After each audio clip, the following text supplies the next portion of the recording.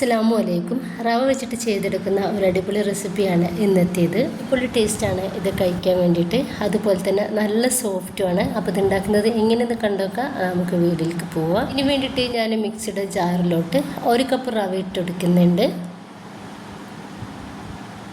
ഇതിലോട്ട് 1/4 കപ്പ് പഞ്ചസാര കൂടി ചേർക്കുന്നുണ്ട്. 3 ഏലക്കായ കൂടെ ഈ ഒരു സമയത്ത് ഇതിലേക്ക് ചേർത്തെടുക്കുന്നുണ്ട്. ഇത് എല്ലാം കൂടി നല്ല ഫൈൻ പേസ്റ്റ് ആക്കിയിട്ട് നമുക്കൊന്ന് പൊടിച്ചെടുക്കാം. ഇപ്പോൾ ഇതാ ഞാൻ നല്ല രീതിയിൽ തന്നെ ഇതൊന്ന് പൊടിച്ചെടുത്തിട്ടുണ്ട്.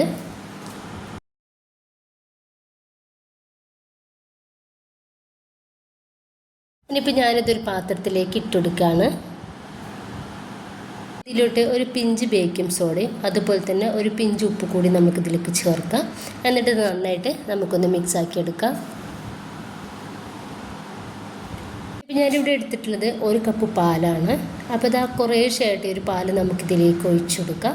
എന്നിട്ട് നന്നായിട്ട് മിക്സ് ആക്കി എടുക്കുക. മൊത്തത്തിലായിട്ട് ഒഴിച്ചെടുക്കണ്ട, കുറേശ്ശെ ഒഴിച്ചെടുത്തിട്ട് വേണം ഇതുപോലെ മിക്സ് ആക്കാൻ വേണ്ടിയിട്ട്.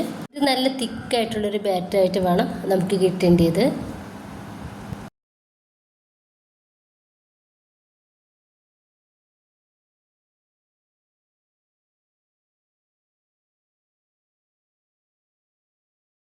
അപ്പോൾ അതാ 1 കപ്പ് പാലിൽ നിന്ന് 3/4 കപ്പ് പാലും ഞാനിതിലേക്ക് ഒഴിച്ചെടുത്തിട്ടുണ്ട്. 1/4 കപ്പ് പാല് നമുക്ക് ബാലൻസ് വന്നിട്ടുണ്ട് കേട്ടോ. ഈ രീതിയിലാണ് നമുക്കിത് വേണ്ടത്. നമുക്ക് ഇതൊന്ന് റെസ്റ്റ് ചെയ്യാൻ വേണ്ടിയിട്ട് ഒന്ന് മാറ്റി വെക്കാം. അപ്പോൾ ആ ഒരു സമയം കൊണ്ട് നമുക്കിതാ ഒരു പാനിലേക്ക് 1 കപ്പ് തേങ്ങ ചിരകിയതും അതുപോലെ തന്നെ 3/4 കപ്പ് ശർക്കര ഒന്ന് ചതച്ചെടുത്തതും ഇതിലേക്ക് ഇട്ടുകൊടുത്തിട്ടുണ്ട്.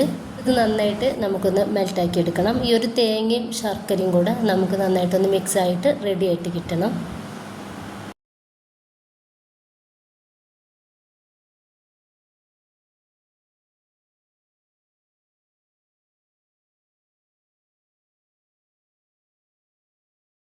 ഈ ഒരു ശർക്കരയും തേങ്ങയും നന്നായിട്ട് റെഡിയായിട്ട് കിട്ടിയിട്ടുണ്ട്. ഇനിയിപ്പോൾ നമുക്കിതൊന്ന് ചൂടാറാൻ വേണ്ടിയിട്ട് ഒന്ന് മാറ്റി വെക്കാം. ഇതുപോലെയുള്ള നമ്മുടെ ഉണ്ണിയപ്പൊക്കെ ഉണ്ടാക്കുന്ന ചട്ടിയാണ് എടുത്തിട്ടുള്ളത്. അപ്പോൾ നിങ്ങളുടെ കയ്യിൽ നോൺ സ്റ്റിക്കിൻ്റെ പാനാണ് നിങ്ങളുടെ കയ്യിലുണ്ടെങ്കിൽ അതായിരിക്കും ഇതിനേക്കാളും ഒന്നുകൂടി ഈസി ആയിട്ട് നമുക്ക് കിട്ടുക. ഇനിയിപ്പോൾ അതിൽ നമുക്ക് ഈ എണ്ണ ഒന്നും തേച്ച് കൊടുക്കേണ്ട ആവശ്യമില്ല കേട്ടോ. അപ്പോൾ ഇതിൽ ഞാൻ കുറച്ച് എണ്ണ ഇതുപോലെ തേച്ച് കൊടുക്കുന്നുണ്ട്. സമയത്ത് നമ്മൾ തീ ഒന്നും കത്തിച്ച് കൊടുക്കരുത് കേട്ടോ. അപ്പോൾ നമ്മളെല്ലാം ഒന്ന് റെഡിയാക്കി എടുത്തതിന് ശേഷം വേണം തീ കത്തിക്കാൻ വേണ്ടിയിട്ട്. ഇനിയിപ്പോൾ നമ്മുടെ ആ ഒരു ബാറ്ററിൽ നിന്നും ഓരോരോ ടീസ്പൂൺ ബാറ്റർ ഇതിലേക്ക് ഒഴിച്ചു കൊടുക്കുക. ഏകദേശം മേലെ വരെ വരുന്ന രീതിയിൽ തന്നെ നമുക്ക് ഈ ഒരു ബാറ്റർ ഒഴിച്ചെടുക്കാവുന്നതാണ്.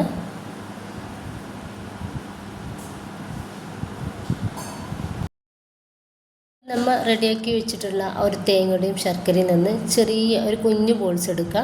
എന്നിട്ട് ഇതുപോലെ ഒന്ന് റെഡിയാക്കി എടുത്തതിൻ്റെ ശേഷം ഇതിൻ്റെ സെൻറ്ററിലേക്കായിട്ട് ഇതുപോലെ വെച്ചെടുക്കുക.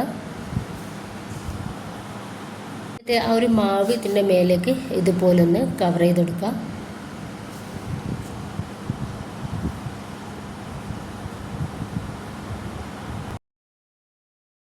ഇതുപോലെ തന്നെ ബാക്കി കൂടി നമുക്ക് ചെയ്തെടുക്കാവുന്നതാണ്.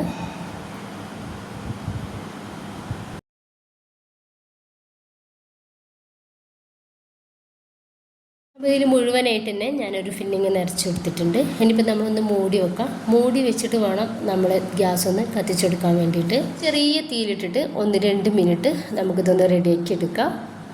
2 മിനിറ്റ് ആയപ്പോഴേക്കും ഞാനിതൊന്ന് തുറന്ന് നോക്കിയ സമയത്ത് മേലൊക്കെ നന്നായിട്ട് തന്നെ ഒന്ന് ഡ്രൈ ആയിട്ട് കിട്ടിയിട്ടുണ്ട്. ഈ ഒരു ചട്ടിയിൽ നിന്നും നമുക്കിതൊന്ന് എടുത്ത് മാറ്റാം.